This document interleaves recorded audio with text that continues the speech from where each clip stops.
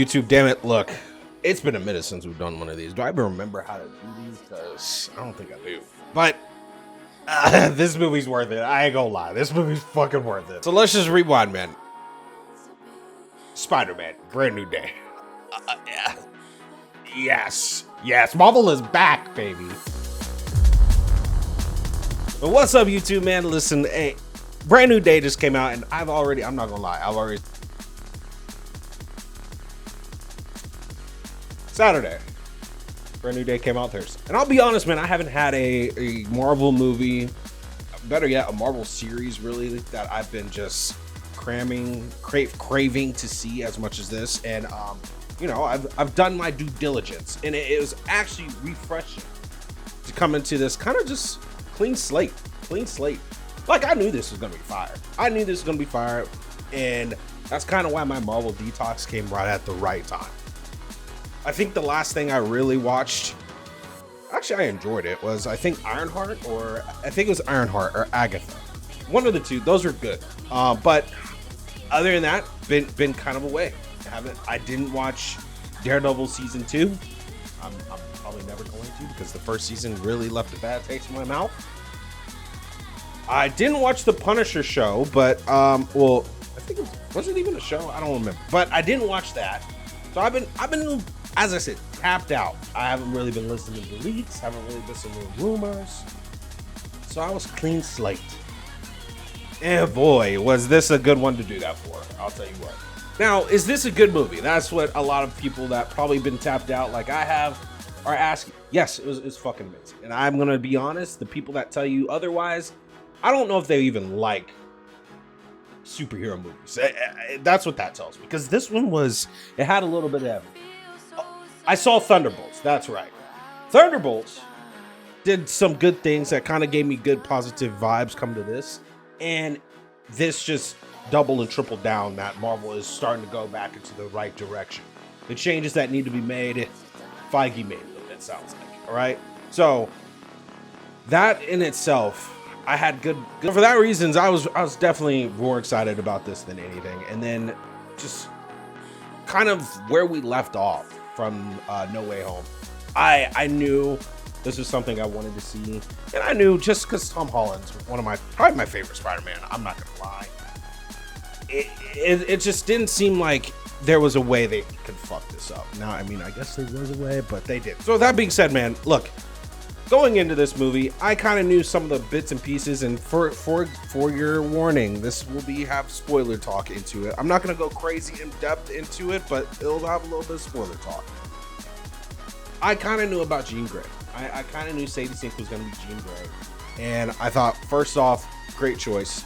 I love that they're doing young X-Men, and we're not getting old fucking X-Men that probably should be dead tomorrow, not gonna lie. Anyways, it's a good future, a good base to go off of. And for me, man, just going off of the Peter aspect, Tom Holland acted his ass off. This movie, I love how it just didn't spoon feed everything to you, and just first off, I love how they didn't handle things off screen too, because Marvel, I think, has been notorious for doing that, as handling key moments. Star Wars too. That's why I don't fuck Star Wars at all right now. But they've been doing this weird thing where they'll handle major events that you want to see how they got there off screen. And I'm so glad that they didn't. I'm glad that they left you pretty much. I mean, you get the time gap of 4 years, and it's nothing is solved as far as Peter and his friends. You know what I'm saying? And yes, time has passed, but it's still square one. Now, you get to really soak in for a minute and take in the depression, just the traumatic event that happened to Peter in this movie. And to me, that is such a great choice. It was such a great choice, and you had such a good actor in Tom Holland to harness that. Same thing. I mean, he was just to the point of him, kind of going through those woes of even stalking his friends. I mean, Like that's what I think anybody can relate to that type and that's what a lot of this movie does. It makes Peter Parker, Spider-Man very relatable. You understand, and I think they do that. Sony and Marvel have a good job of doing that in a lot of the Spider-Man movie, even Spider-Verse movie too. Because I think in like in Cross the Spider-Verse, one thing that you can really kind of be with Miles on is that first love and that first heartbreak type thing. You feel that. And in this one, you feel the traumatic event too. So I think they've really, I mean, this was hands down such a great performance by everybody. I really don't have gripes on it, if I'm being completely honest. Let's also circle around to Punisher, man. Punisher, who knew the buddy cop that we needed was Spider-Man and Punisher? It was the bickering. They made him funny without making him far from Punisher. It was just a masterclass of bringing kind of two worlds that probably should have mixed together, in my opinion. And John Berthal's perfect, and I need this before we get probably Secret Wars. I need those two together, and I also need to see what happens with like Ned. I'm gonna be honest, and so there's weird things too, though. I will say that kind of leave blank holes in for the plot, but there's some ways that it feels like there's fail safes for some people in the event that Peter comes back in contact with them. Now, do I think MJ has that? No, I don't. I don't think that. I think she understands that yes, Peter was in their life at one point, but I'm definitely jumping and skipping around. This was for sure one of those I mean, Peter's going through it, man. His changing, which again they did a great job of capturing. He's going through it, bro. It's one of those things where I don't want to relate it to puberty, but like Peter's going through it, man. Like he's destructive and he knows it too, but he's destructive and pushes him to the point of making this cure that I also think is going to be a big problem in the fact that also he did not destroy the one that was on him, the inhibitor that was on him. And Peter's going to regret some of this too in this movie as well. I guess my next question is where do we go from here? It's the biggest point. Peter, I think we'll get another Spider-Man movie before Secret Wars. That would be my thought. And in that one, I would love to see obviously Miles Morales, but I would love to see him working a little alongside with Jean Grey.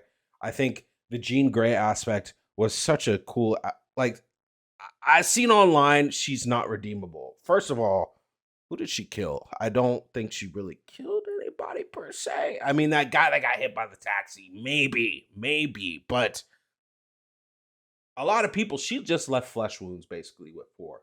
So I think it is also crazy that we are saying Jean is not redeemable when she literally saves Peter from when he saves her. You know what I'm saying? So Jean, the Jean aspect is really they captured it really well in my opinion because Jean is one of those most powerful beings in the fucking Marvel whole universe. I mean, she could have really been destructive. And she was, don't get me wrong, but she saves Peter at the end. 100%. You can't a woman, anybody that's grieving that hard finds out this organization is fucking just you killed her sister to do some crazy testing on her. Yeah, no, I'm going crazy too, bro. I'm just gonna say it. I'm going absolutely crazy as well. So I I don't know. I loved the Jean Grey aspect, but there's so many weird little Easter eggs that I think aren't going to be paid off now, but maybe later. And the funny part to me is I know Kevin Feige's in the background, just he giggling like no other. Because first off, when she's possessing people, that one she possesses after Peter wakes up from his oh no, yeah, no, that was yeah, when Peter's testing his inhibitor. That dude, bro, I know this man Feige is laughing so hard because he sounded like Miles, bro. He sounded like Miles, and it is actually kind of hilarious that sounded like Miles and kind of had the swagger of a Miles character, in my opinion. Now, I do think it would have to be a lot younger of a character if we're gonna do Miles. I better not fucking see Jaden Smith there. I will lose my damn mind. But I don't think that was Miles. Secondly, the freaking bus when he hits that bus, from saving that bus from the tank, and there's this girl there with the rogue haircut. Kind of a coincidence, Kevin. I don't know. I don't know. And then another Easter egg too. Not a little less of an Easter egg, but I'm wondering what is the cop in the game Spider-Man 2. Miles's dad is the cop that's working pretty alongside Spider-Man. And then, not to mention, in Across the Spider-Verse, obviously Miles's dad is the cop there. I'm wondering if the lady that the lady cop, if she is somehow, we see her two kids. I wonder if there's another. Or if I don't know, man. I don't know. But obviously, it should not be her name. I don't even remember her name, if it's real or not. But I digress. The other one, man. Did we see Gwen Stacy there? Is my other question, dude. Is Gwen Stacy his new neighbor? Because look, it looks like the door is closed between him and MJ, which, I mean, good riddance. You know what I'm saying? No, I'm kidding. But that was very Gwen Stacy looking, if you will. And honestly, I'm here for it. I'm here for it. Now, is she gonna be swinging from web? No, I highly doubt it. But was that Gwen Stacy? Is my other question. So it's just by the looks. I mean, it was a weird moment that they had to almost push something across that might pay off later. So that's one thing that I'm really wanting to see get maybe see if that moves somewhere later on.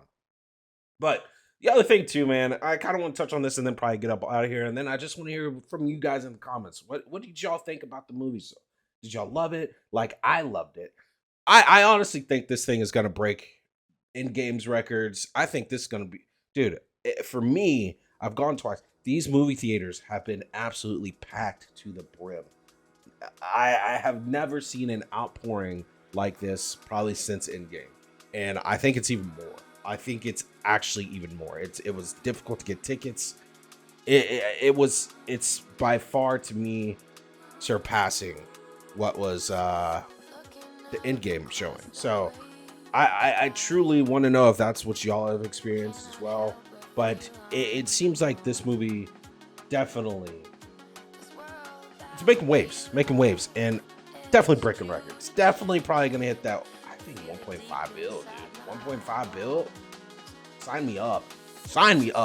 But I will say, I want to touch on the last part, man. On with Ned. Now, one of two things. Ned probably, I mean, it could just be the easy part that he was able to put in that moment, put together. MJ calling him Peter before, and then he says Peter, that thing. But the handshake, man. Now, Josh from the Nerds said this before too, and reminded me. Ned was able to use Doctor Strange's portal stuff. So there is an aspect of Ned that has magic going through.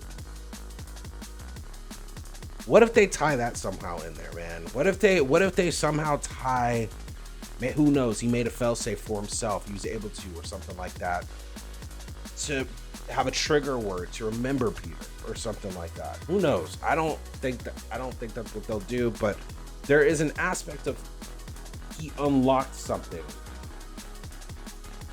to just be able to memorize this muscle memory handshake that Peter and Ned have. There's also a moment too. I'm curious to see if Hulk has somehow a memory of Peter as well, because they fought together. They saved everybody together. Maybe that spell affected Bruce's mind, but not Hulk's mind. Because there was a weird look. I think there was things that, you know, Hulk realized Peter was this kid that came to see Bruce at the school, the university. And in that conversation, he was able to put one and two, at least during the fight, and seeing the inhibitor, Bruce was able to put 1 and 2 together. But I wonder if still Hulk's mind is able to put that part together, that you were my friend at one point, as far as we fought together. That link that Bruce can't put together. I wonder if that's a thing. So y'all tell me in the comments, am I crazy? Dude, I love this movie. I'm probably gonna go see it again. I ain't even gonna front, dude. It was such a great movie. I'm so excited that we have some good Marvel back. It makes me more excited for Doomsday. Like, let's be real. If this was ass, Doomsday would be looking bleak, man. I ain't gonna front. Doomsday would be looking bleak. But this was good. This is so good. Very good. So let me know in the comments what you think. What are y'all rating it? I'm not even gonna lie. It's a 10 out of 10 for me. I don't know where on my list it's gonna go. But I mean, Spider-Man is my second favorite character, right behind Iron Man, and third Miles Morales, obviously. But they did not disappoint, and I'll give Sony this: they have not disappointed me when it comes to actual Spider-Man. Actual Spider-Man, they have not disappointed me. Whether it be the games, which make sure y'all tune into my gaming channel, justifiedmff, because we will be playing Spider-Man 2 on Monday. But whether it be the games, the movies, obviously, they have not disappointed. Spider-Verse, not disappointed. When it has actual Spider-Man, or an actual Spider-Man, like Miles, Peter, they have not disappointed me. I've never seen Madam Web. I'm not going to. But Craven, Venom, like Spider-Man, they have not ruined that at all. So let me know in the comments. I'll catch you guys later. Have a good night. Peace.